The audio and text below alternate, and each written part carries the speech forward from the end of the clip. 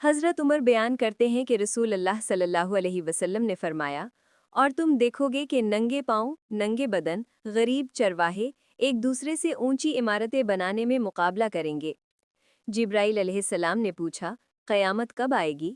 نبی صلی اللہ علیہ وسلم نے فرمایا، جب باندھی اپنے آقا کو جنم دے اور جب تم دیکھو کہ چرواہے بلند عمارتیں بنانے میں فخر کرنے لگے تو سمجھ لو قیامت قریب ہے۔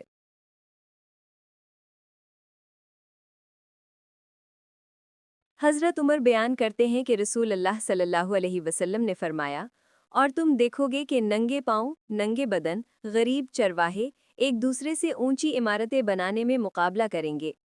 جبرائیل علیہ السلام نے پوچھا، قیامت کب آئے گی؟